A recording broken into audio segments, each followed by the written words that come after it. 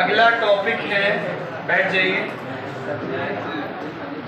देखो ठीक है।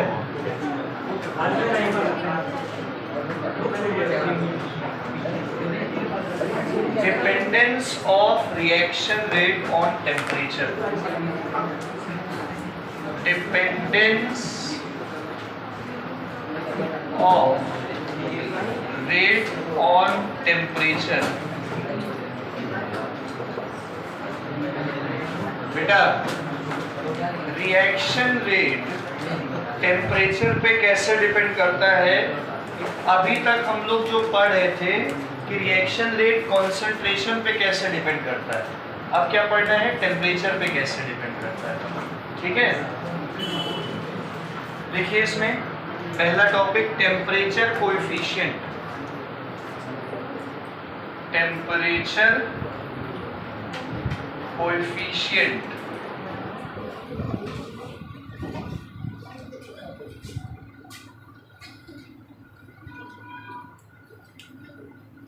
क्या है भाई? टेम्परेचर कोएफिशिएंट सब लोग देखो।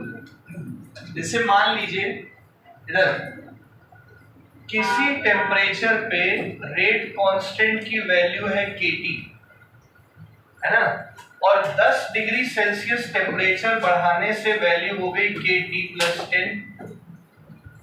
किसी सर्टेन टेम्परेचर पे रेट कांस्टेंट की वैल्यू क्या है, और 10 डिग्री सेल्सियस टेम्परेचर बढ़ाने से रेट कांस्टेंट की वैल्यू kT+10 हो गई। तो कितना गुना रेट कांस्टेंट बढ़ गया 10 डिग्री सेल्सियस टेम्परेचर बढ़ाने से, उसे कहते हैं टेम्परेचर कोएफिशिएंट। नहीं है समझ में? मतलब ये रेट कांस्टेंट की वैल्यू किसी सर्टेन टेम्परेचर पे क्या रही होगी? kT। 10 डिग्री सेल्सियस टेम्परेचर बढ़ाने से उसकी वैल्यू हो गई kT+, ये बढ़ गई वैल्यू। कितने गुना बढ़ गई with respect to kT is alpha. Mostly इसकी वैल्यू 2 या 3 के बीच में ही होती है। अल्फा की वैल्यू 2 या 3 के बीच में ही होती है। बात समझ में आ रही है? मतलब या तो के डबल होगा या ट्रिपल खुद के बीच में होगा। आ गया? देख लीजिए definition. The ratio of rate constant, the ratio of rate constant of a reaction, the ratio of rate constant of a reaction at two different temperatures,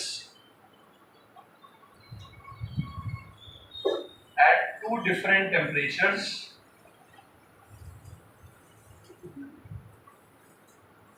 differing by 10 degrees Celsius, at two different temperatures differing by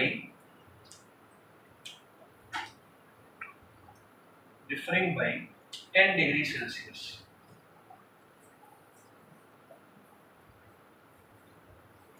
आगे समझ में? ये formula लिख लीजिए, kT+10/kT, 2 से लेके 3। ठीक है, ये सब बच्चियां किधर गायब हैं भाई? प्रेम की तबीयत खराब है और साध्वी भी गायब है।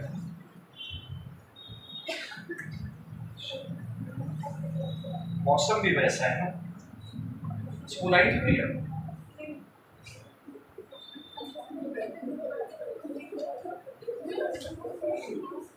हाँ, अगला टॉपिक डालो बेटा, लिखो,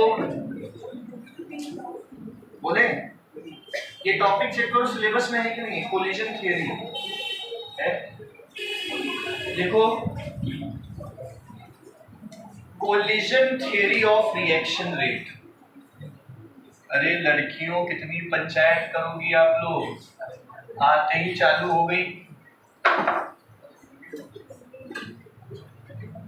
हाँ, कोलिजन थियरी बहुत सिंपल साधारण सी थ्योरी है। क्या है कोलिजन थ्योरी भाई? देख,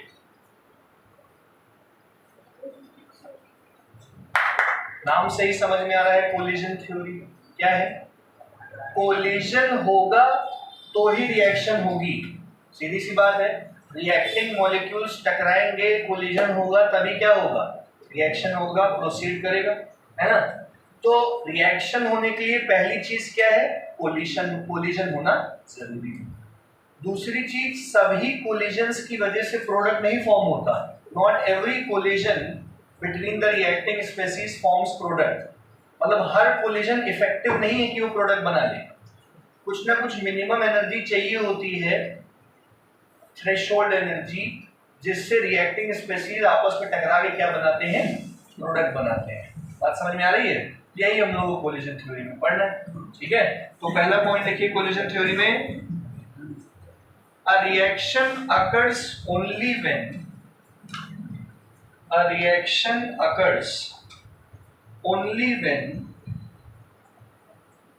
the reactant molecules encounter together. The reaction occurs only when the reactant molecules encounter together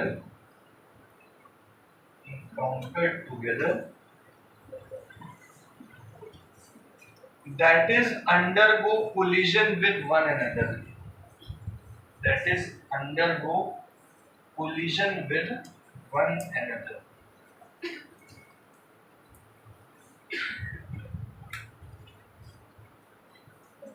समझ गए? कोलिजन होना चाहिए। दूसरा पॉइंट, सभी कोलिजन्स इफेक्टिव नहीं है।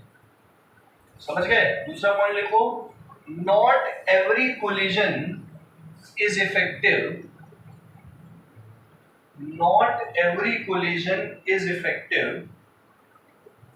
in producing a chemical change. Not every collision is effective in producing a chemical change.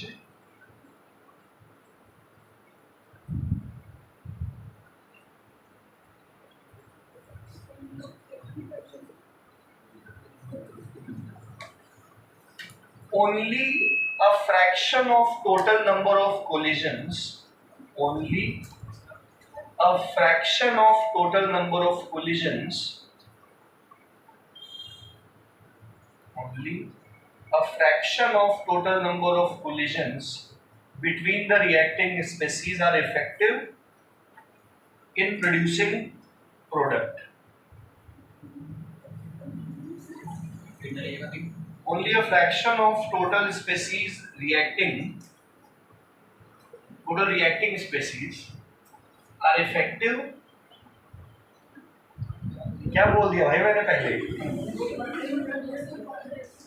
Only a fraction of total number of collisions between the reacting species can produce a chemical change. भूल ही गए। Chemical, ठीक है, समझ गए? अच्छा, आगे देखो। तीसरा पॉइंट, 2 पॉइंट समझ आ गए। तीसरा पॉइंट लिखो भैया, क्या कह रहे थे? ये दूसरा है ना, ये दूसरा लिखा होगा ना आप लोगों ने, तीसरा लिखिए। हाँ, हर एनर्जी से प्रोडक्ट नहीं बन सकता, किसी भी एनर्जी में प्रोडक्ट नहीं बनता। There must be a minimum energy that can form, जिसे थ्रेशोल्ड एनर्जी कहते हैं। तीसरा लिखो, there must be some minimum energy possessed by reacting species. There must be some minimum energy possessed by reacting species to make effective collision. To make effective collision,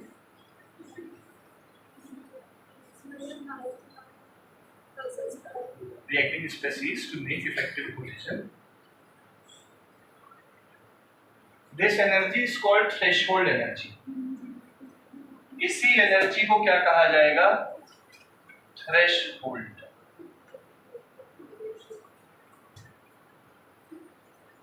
समझ गए सब लोग? बहुत बढ़िया, आगे देखो। This energy is called threshold energy. कम से कम इतनी तो होनी ही चाहिए, और नहीं है तो बाहर से प्रोवाइड करेंगे। एक्टिवेशन एनर्जी अगला टॉपिक होगा ना। फिलहाल आप लोग लिखो, ये 3 पॉइंट्स हो गए कोलिजन थ्योरी के जो हम लोग को समझ में आ गए होंगे, ऐसा कुछ था नहीं इनमें। आगे देखिए और लिखिए, फैक्टर्स अफेक्टिंग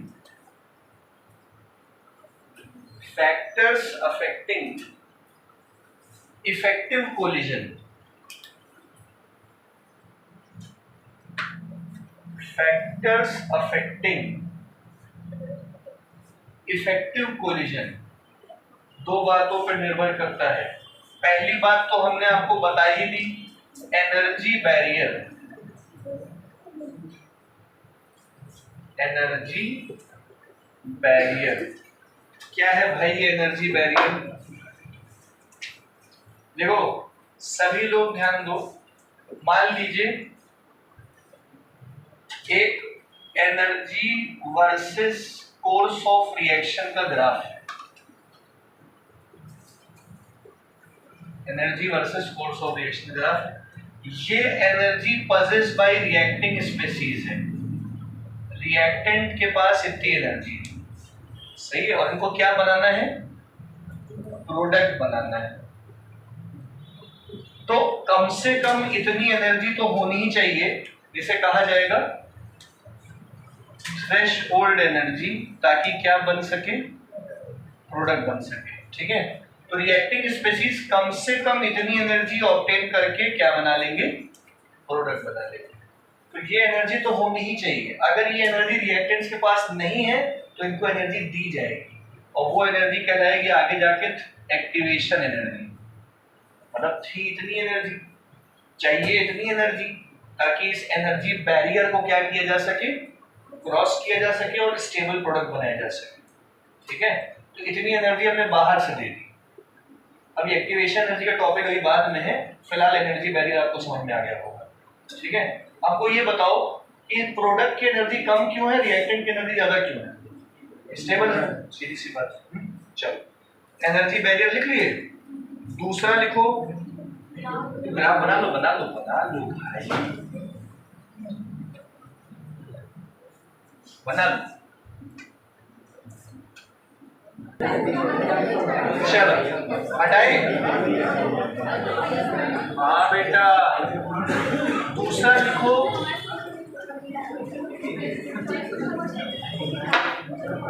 देखो दूसरा है ओरिएंटेशन बैरियर। ओरिएंटेशन बैरियर एक है एनर्जी बैरियर, एक क्या है? Orientation barrier. सभी लोग बोर्ड पे देखो बेटा, आपको बताएं ओरिएंटेशन बैरियर। जैसे मान लीजिए कि एक बार ये रिएक्टेंट AA और वो कंबाइन करता है एक रिएक्टेंट BB से, सही है? बताओ हमको ऐसे रिएक्ट करने पे प्रोडक्ट अच्छा बनेगा कि ऐसे रिएक्ट करने पे प्रोडक्ट अच्छा बनेगा? क्यों दूसरे वाले में?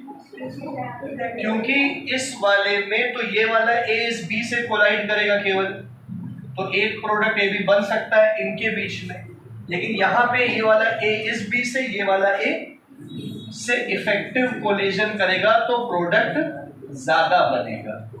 नहीं समझ पाए? तो ओरिएंटेशन भी प्रॉपर होना जरूरी है आर्यन, सही बात है। अच्छा, यही एग्जांपल आप लोग स्टेरिक हिंड्रेंस में SN2 में देख लो। अब आप लोग जानते हो कि भैया SN2 मैकेनिज्म में सारा खेला स्टेरिक हिंड्रेंस का है ना? जैसे SN1 में कार्बोकेटाइन की स्टेबिलिटी है, वैसे ही SN2 में कौन है? Steric hindrance. तो भैया एक तरफ CH3Br में न्यूक्लियोफाइल आएगा, एक बार CH3Br में न्यूक्लियोफाइल आएगा, या एक बार जो है CH3CH3Br में न्यूक्लियोफाइल है। न्यूक्लियोफाइल पीछे से अटैक करता है ना, सही है? तो इस न्यूक्लियोफाइल को यहाँ स्टेरिक हिंड्रेंस कम मिलेगा, यहाँ स्टेरिक हिंड्रेंस 2 है, और अगर एक और आ गया तो स्टेरिक हिंड्रेंस और ज्यादा। तो जितना ज्यादा हिंड्रेंस मिलेगा रिएक्टिविटी उतनी क्या होती चली जाएगी? कम, टुवर्ड्स SN2 मैकेनिज्म। आया समझ में? तो यानी कि प्रॉपर ओरिएंटेशन का होना भी जरूरी है। ये लिख लीजिए।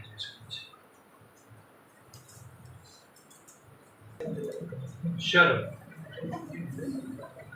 अब हमको ये बताइए तिवारी जी कि टेम्परेचर बढ़ने से रेट ऑफ रिएक्शन बढ़ेगा कि घटेगा? बढ़ेगा। टेम्परेचर बढ़ने से इफेक्टिव कोलिजन्स बढ़ेंगे और इफेक्टिव कोलिजन बढ़ेंगे, भाई कोलिजन बढ़ेंगे तो ऑब्वियस बात है कहीं ना कहीं इफेक्टिव कोलिजन भी बढ़ जाएंगे। तो टेम्परेचर बढ़ने से रेट ऑफ रिएक्शन बढ़ता है, इसी को हम लोग ग्राफिकली रिप्रेजेंट, देखो ग्राफिकल रिप्रेजेंटेशन ऑफ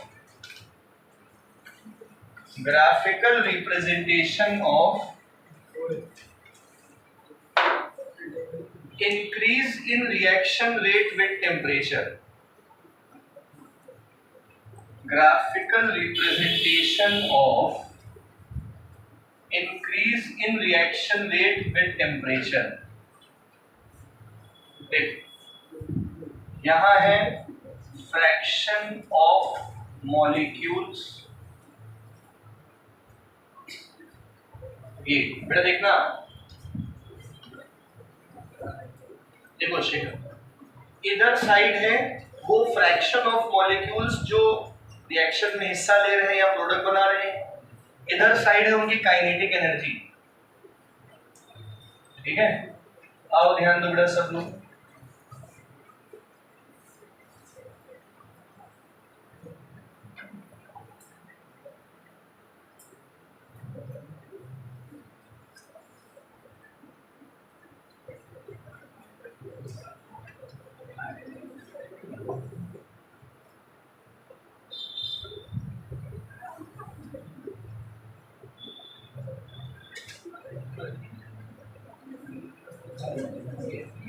हाँ इधर ध्यान दीजिएगा, ये ग्राफ जो है वो फ्रैक्शन ऑफ मॉलिक्यूल्स वर्सेस उनकी काइनेटिक एनर्जी का है। मतलब इस ग्राफ में आप समझिए कि T1, T2 और T3 टेम्परेचर्स हैं, है ना?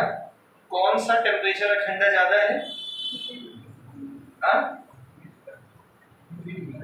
नहीं, कोई बता नहीं सकते ऐसे जब तक हम देना। ये y एक्सिस में फ्रैक्शन ऑफ मॉलिक्यूल है, x एक्सिस पे काइनेटिक एनर्जी है, टेम्परेचर का ग्राफ नहीं है ये। आप नहीं बता सकते कौन ज्यादा है, कौन कम है, कौन सबसे कम है। वो सबसे ऊंचा है तो देखने का मतलब ये नहीं कि वो T1 सबसे बड़ा टेम्परेचर है, सही है? तो होता क्या है कि T3 यहाँ सबसे बड़ा है, फिर T2 और यहाँ पे सबसे छोटा कौन है?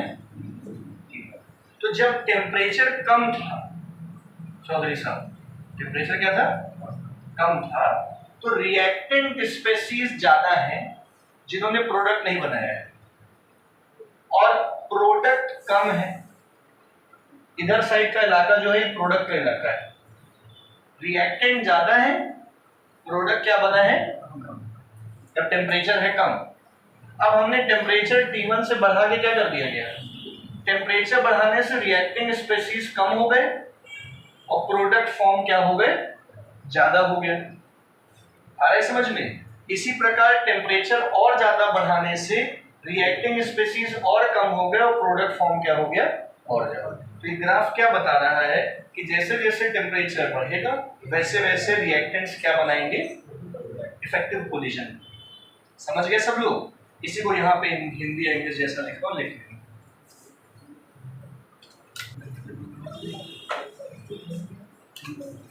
सभी लोग अगला टॉपिक डाल दो बेटा। क्या बोला? Activation energy Akhanda, activation energy. अंश स्कूल है आज? हाँ यार, और विज्ञान दो period.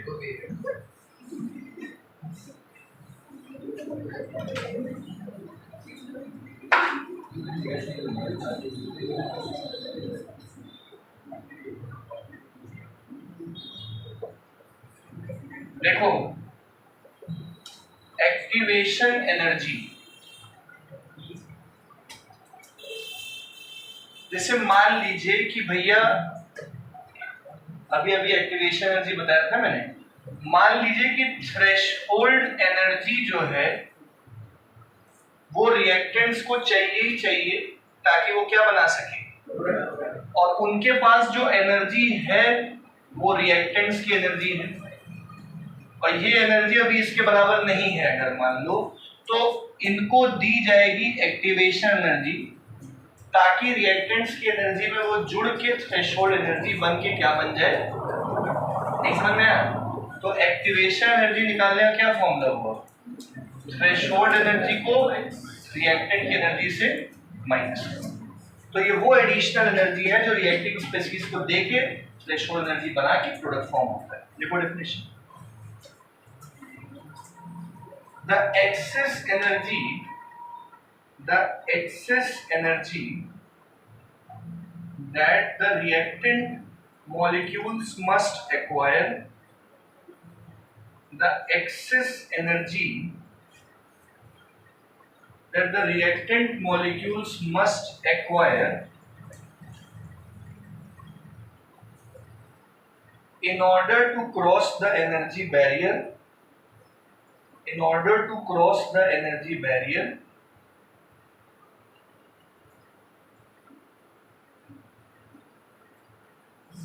and to change into the product, in order to cross the energy barrier and to change into the product.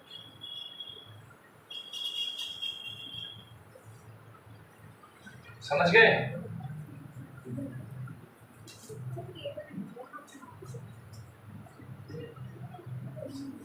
सबको आ गया समझ में?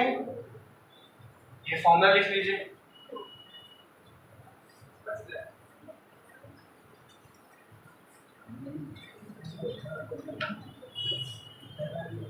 लिख लिया?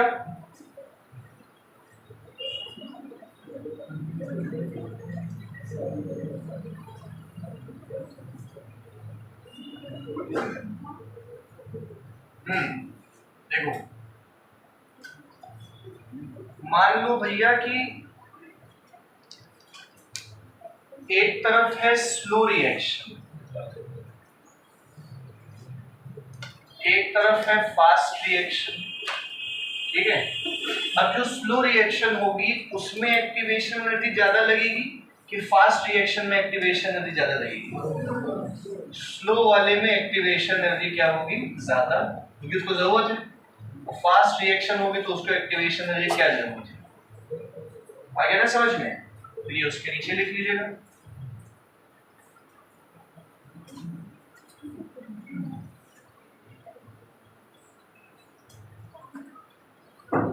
मोबाइल तो नहीं चला रहे बच्चे? किसी की पीठ के पीछे और चुप्पे चुप्पे, क्योंकि वो आंखों में दिख जाता है आप लोग के रिफ्लेक्शन, तो बच नहीं सकते आप लोग, ठीक है? चलो इधर देखो सब लोग, चलाओ कोई दिक्कत हुई?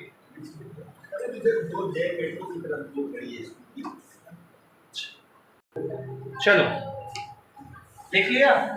अभी लिखो बेटा आप लोग, सब लोग टॉपिक एक्टिवेटेड कॉम्प्लेक्स और ट्रांजिशन स्टेट।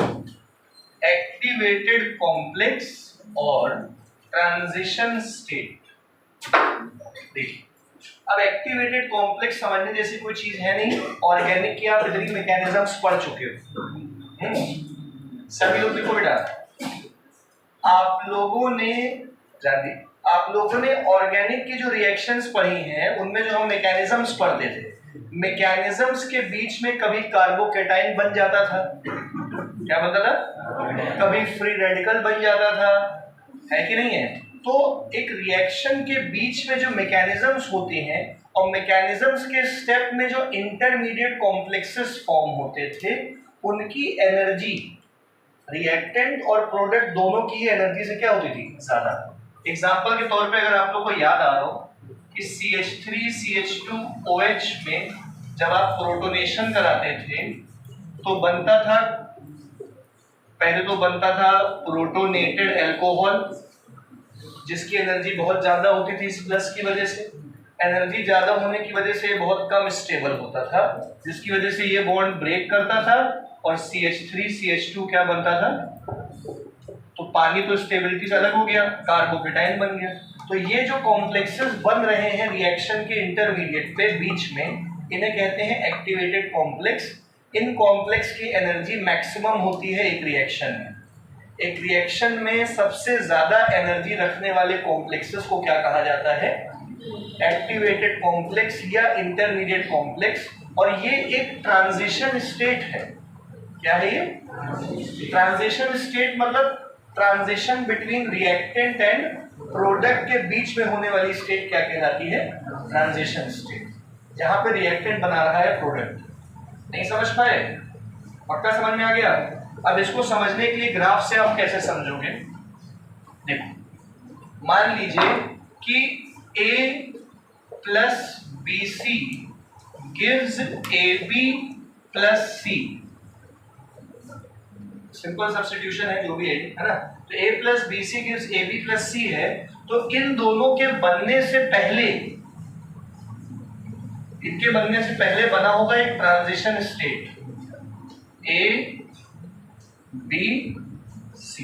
अरे भाई जो भी होगा, ये कार्बोकेटाइन होगा, प्रोटोनेटेड अल्कोहल होगा, या कोई भी चीज हो, है ना। तो ये एक्टिवेटेड कॉम्प्लेक्स कहलाएगी, ट्रांजिशन स्टेट होगी। कोई समस्या? इसको ग्राफ में कैसे रिप्रेजेंट करोगे? देखिए, इधर साइड पोटेंशियल एनर्जी, बातें मत करो, पोटेंशियल एनर्जी। इधर कोर्स ऑफ रिएक्शन, रिएक्शन आगे बढ़ रही है, ठीक है। फिर अपना इधर साइड रिएक्टेंट, और ये क्या बन गया? प्रोडक्ट बन गया। सबको पता है ये बात। ये रिएक्टेंट है A plus B C.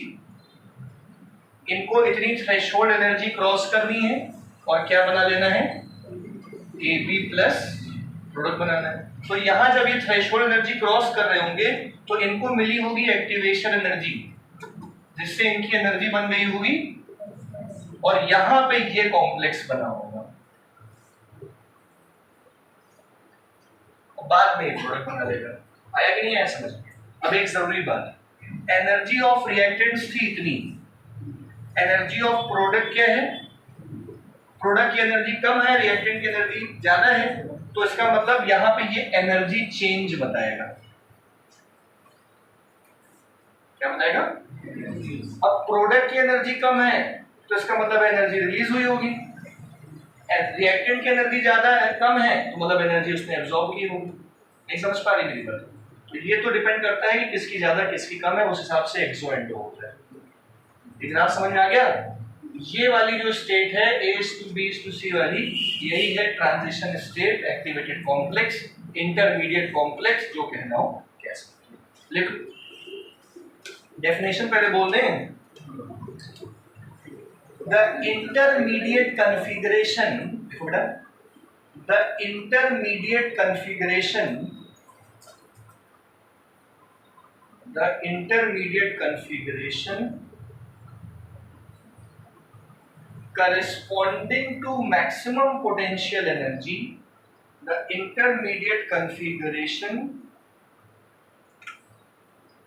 corresponding to maximum potential energy, corresponding to maximum potential energy,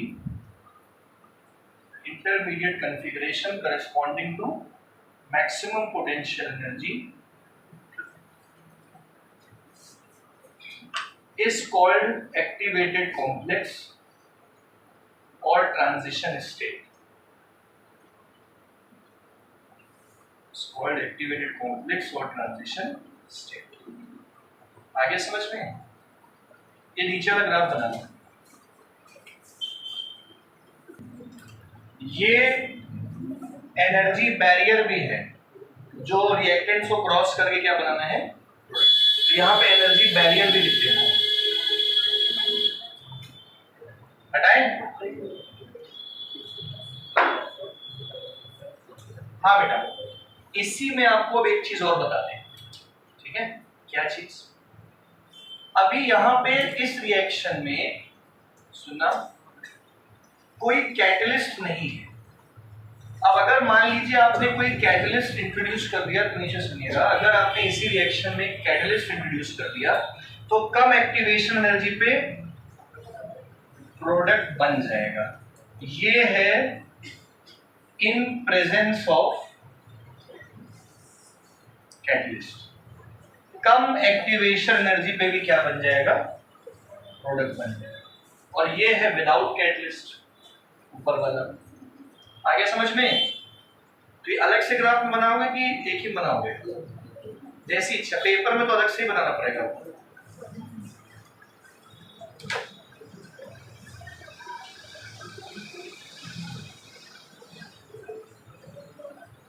अरे समझ में आ रहा है बेटा? और एक ध्यान देते हो,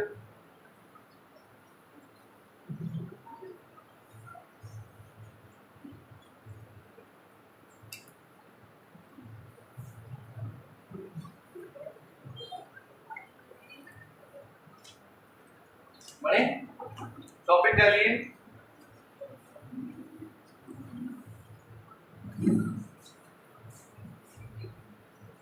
अर्हेनियस इक्वेशन, इंपॉर्टेंट टॉपिक है। अर्हेनियस इक्वेशन हटा दें, अर्हेनियस साइंटिस्ट का ही नाम होगा, ऑब्वियस सी बात है। पूरा नाम क्या है इनका? अर्हेनियस का स्वांते अर्हेनियस। ठीक है, क्या करना है? अर्हेनियस से मतलब होना चाहिए आओ। तो भाई अर्हेनियस ने सन 1889 में बताया कि किस प्रकार से रेट ऑफ रिएक्शन या रेट कांस्टेंट जो है टेम्परेचर पे डिपेंड करता है। ये तो हमको पता ही है कि टेम्परेचर बढ़ने से रेट ऑफ रिएक्शन या रेट कांस्टेंट बढ़ता है। अब कैसे बढ़ता है उसका प्रिसाइसली समझने के लिए इन्होंने एक इक्वेशन दे दी, K equal to A e to the power minus EA divided by RT, जहां पे K क्या है Shekhar babu? Rate constant. A क्या है? Arrhenius constant, also known as frequency factor. Frequency factor भी कहते हैं इसको। EA क्या है? Activation energy. बाकी आप लोग R जानते ही हो, गैस कांस्टेंट। E क्या है? तो किस प्रकार रेट कांस्टेंट टेम्परेचर पे डिपेंड करता है वो बताता है अर्हेनियस इक्वेशन। आ गया समझ में? अब इसी अर्हेनियस इक्वेशन से हम लोग न्यूमेरिकल्स और तमाम चीजें सॉल्व करेंगे। तो पहले सिर्फ अर्हेनियस इक्वेशन लिखो और ये सब इनके बारे में जो है तो हम मेन चीज बताएं। जल्दी जल्दी करो, जल्दी जल्दी। अरे पेपर में आप ही जाते तो क्या ही लिखोगे डेफिनेशन में? ये वो इक्वेशन है जो बताती है कि किस प्रकार रेट कांस्टेंट तापमान पर डिपेंड करता है।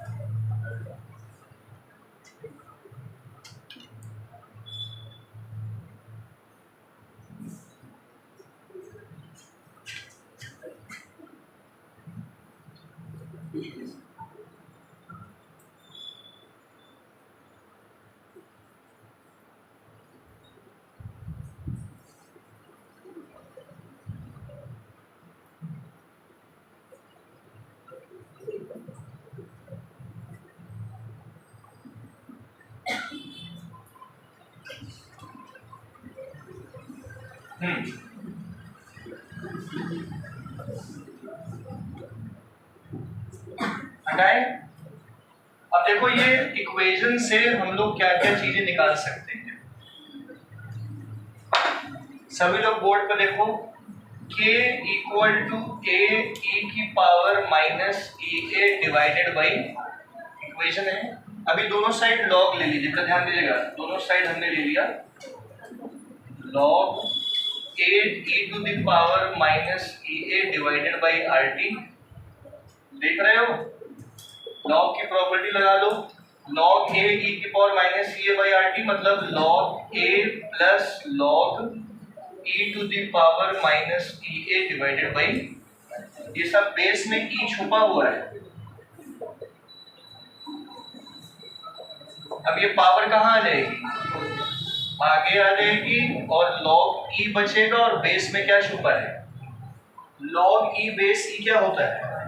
तो बचा लॉग k, कोई बातें कर रहा है, log a minus EA upon RT। ये सही है? अब बेस ई हटता है तो आगे क्या मल्टीप्लाई होता है? 2.303 log k base 10, 2.303 log a base 10 minus E A upon R T. पूरी इक्वेशन को 2.303 से डिवाइड कर दो तो बचेगा log k बेस 10। इसको हम पहले लिखें minus E A upon R T के नीचे आ जाएगा 2.303 प्लस इससे हट जाएगा 2.303 बेस 10। ये इक्वेशन समझ में आई? पूरी इक्वेशन को 2.303 से डिवाइड कर दिया। अब अगर ध्यान दो तो ये y एक्सिस पे रख देंगे mx प्लस, अब हम लोग y एक्सिस पे रखेंगे log k को, log k को रखा y एक्सिस पे, x एक्सिस पे रखेंगे 1 बाई टेम्परेचर को। सही है? और ये ग्राफ जो है स्ट्रेट लाइन ग्राफ है जिसका स्लोप है minus E A upon 2.303 R. Negative slope का मतलब हो गया, और इसके स्लोप की वैल्यू है कितनी? माइनस ई ए अपॉन 2.303, और y इंटरसेप्ट क्या है? log a। बोलो बात समझ आ गई? इस ग्राफ का स्लोप आ गया। अभी कल हम लोग ने एक ग्राफ पढ़ा था, याद है कौन सा ग्राफ था? कि परसों पढ़ा था? अरे ग्राफ था log a versus time graph था। हाँ, कल नहीं पढ़ाया था? चलो जब भी पढ़ाया होगा उसमें देख लीजिएगा, उसमें भी कुछ स्लोप आया होगा। ठीक है, माइनस के बाई 2.303। ठीक है, चलो फिलहाल कर।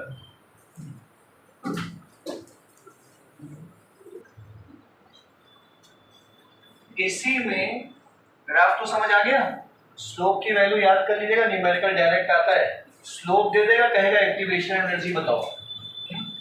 चलो अब इसी में एक और इक्वेशन बनाते हैं, इसका इस्तेमाल करेंगे। देखो log k base 10 equal to minus E A upon 2.303 R T plus log a base में क्या है 10।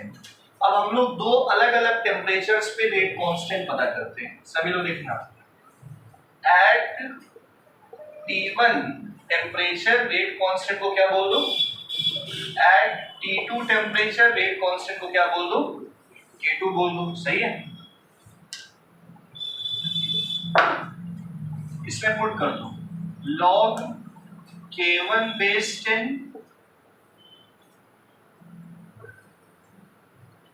RT1 plus log A base 10, और एक तरफ log K2 कर दो।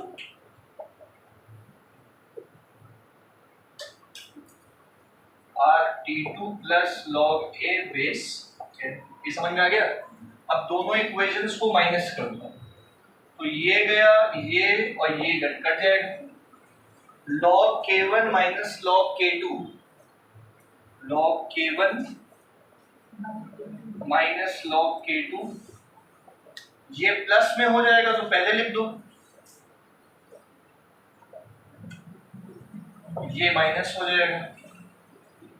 समझ आ रहा है?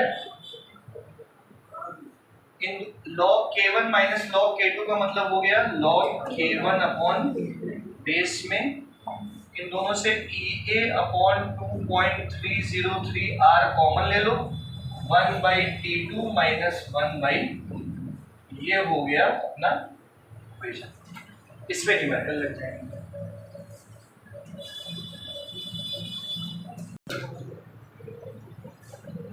इस पे बेटा, इस पे न्यूमेरिकल करो आप लोग, एक दे है स्लोप क्या दो गई ना। अब एक क्वेश्चन में आपको देखो स्लोप दी हुई है -5841, तो एक्टिवेशन एनर्जी बतानी है, आ जाएगी ना। यहाँ रख देना आर की वैल्यू 0.081, लेकिन एनर्जी अगर जूल में दी हो, मान लो मतलब आपको अगर जूल में निकालनी है एनर्जी तो फिर 8.314 यूज कीजिएगा। ठीक है, और जूल में ही निकालोगे तो 8.314 यूज करना।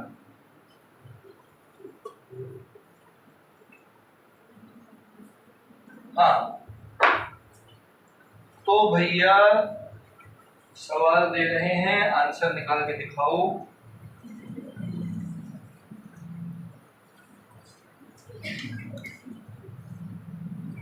देखो बोले the rate constant for first order reaction becomes 5 times। Rate constant जो है वो 5 गुना हो जाता है अगर टेम्परेचर को 350 केल्विन से बढ़ा के 400 केल्विन कर दिया जाए। तो बताओ एक्टिवेशन एनर्जी क्या होगी। आर की वैल्यू 8.314 यूज कीजिएगा, जूल पर केल्विन पर मोल। कर लोगे?